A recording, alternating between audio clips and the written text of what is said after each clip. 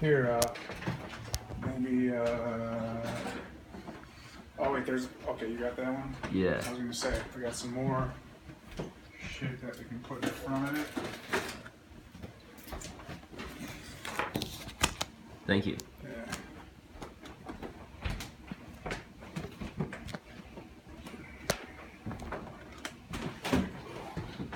All right.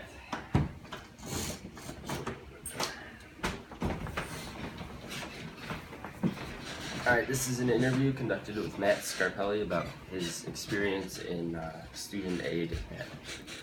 And so Matt, how have you established, can you tell me like what made you get into special education?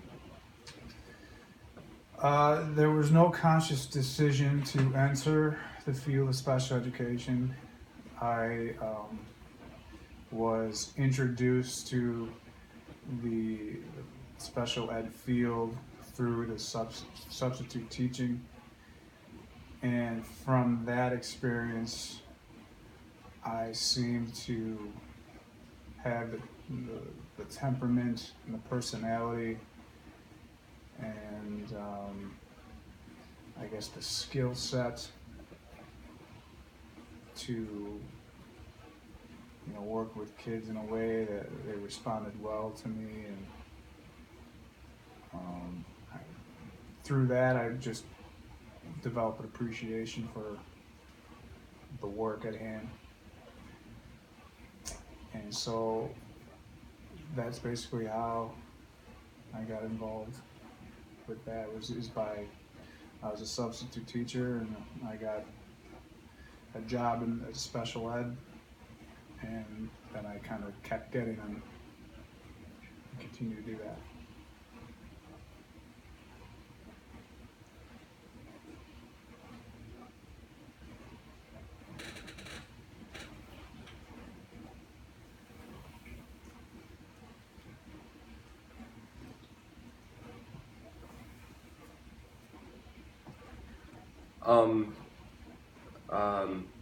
Okay, so when you're working in the field, how have you managed a very disruptive student? Well, the only real encounter I had with a disruptive student, basically, we had two other employees kind of trying to calm the kid. He was a bigger kid, and he had quite a bit of energy, and it was pretty upset at whatever it is that was upsetting him. And my role was just, I always defer to patience and, trying not to have an emotional response or, I didn't want my response to his behavior to heighten his irritation or his aggression. So the one thing that I did was just kind of maintained a even keel response to his behavior, and I didn't, with the other two individuals there, they were the full-time employees, so they had more of a role in terms of communicating verbally with him. I was there more of just a calming presence, and from that we got to, we sat him down and he relaxed.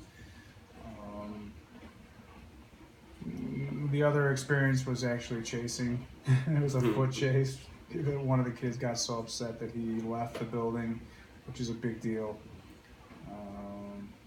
But he didn't get too far.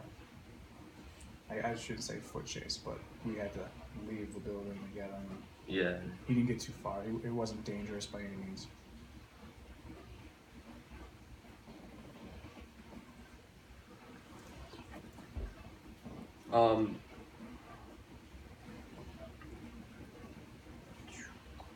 So how have you established procedures and rules for behavior to maintain order among your students that you've aided? How have I established rules? Yes. or procedures, you know? Yeah, right. Any techniques or anything like that? Well, it was really simple. I just followed the protocols that were set in place for me. Um, but really, what I did was I acted in a way that I thought would be helpful for any of the kids that I was with at the time. I can't tell you that I had a specific set of rules, but I think that's why I enjoyed that setting so much, is because it was something that I felt I could handle in a natural way because of, my personality, and I think my ability to exude patience in a situation where we're trying to.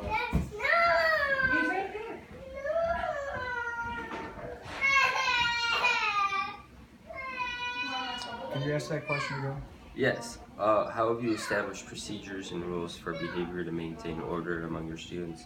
You're talking about how you followed protocols that were already set in place for you, but you also took a. Yeah, so I just kind of use my own judgment, and as far as my experience, I kind of just use my own judgment, and you know, treating kids not like uh,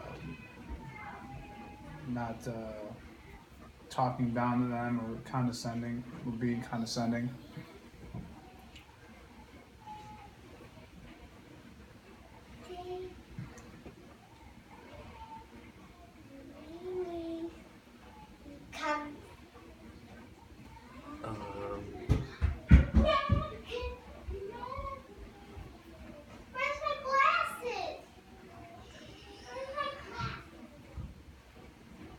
Um, so, what makes you want to work with the children that have special needs?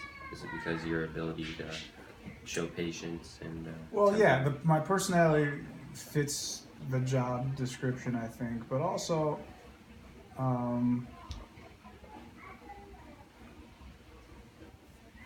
they're great kids, and it's a rewarding thing to help someone smile or accomplish something that gives them joy. And sometimes people who are on the outside of the special education curriculum, depending on the level of function, that certain kids have, like with lower functioning kids, simple things, simple tasks that people take for granted who don't have the experience of working with lower functioning kids. The small, simple things make them so happy, and there's a beauty in that I appreciate. I'm sorry.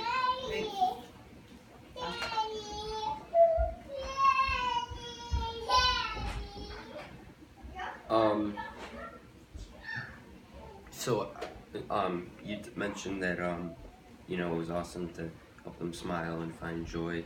How would you how would you define success in special education teaching? Is it that simple victory, or? It'd be one way. I don't think there's one way that you can gauge success. I think that's a relative term. I mean, if you're talking about meeting the goals as defined in a student's IEP or some sort of guidelines that have been established by teachers and parents, obviously that's one way to measure success, to see how many of those goals were met. I think there's also less measurable ways, like just having a positive impact on a child, and making them feel like they've accomplished something, and that's that's a relative term or a variable term too. It's different for everybody. But you have those curriculum goals that you try to meet, because those are obviously useful and are very beneficial to the students. But then you have the social aspect of it as well, just the common interaction, being a positive role in someone's life, being someone that they're going to remember as, someone that they enjoyed being around, someone that they shared a memory with of some sort.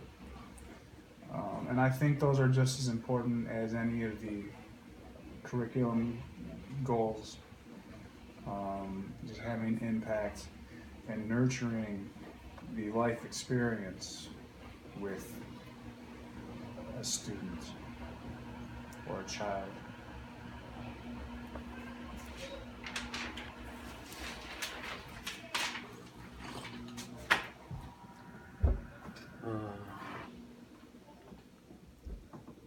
So, what sort of special education strategies and techniques have you used to help your students?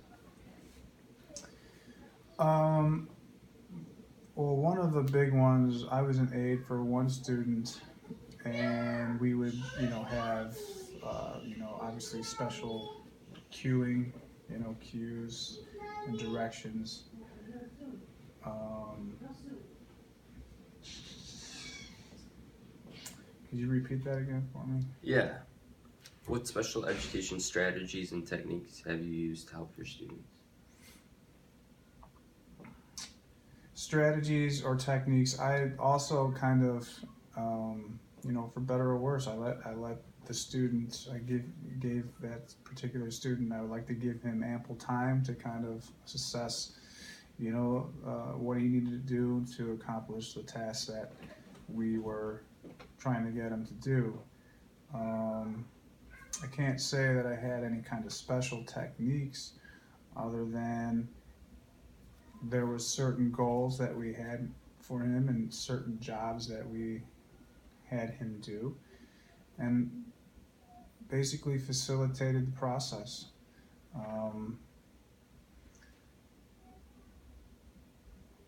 But a lot of that had to do in this particular case with certain cues that we sort of measuring how many cues that we were using. But that, I didn't have any real, I guess, identifiable techniques or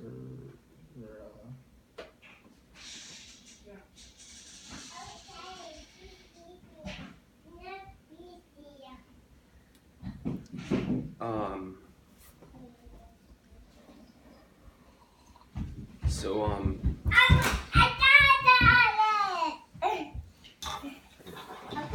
Hey, pardon me.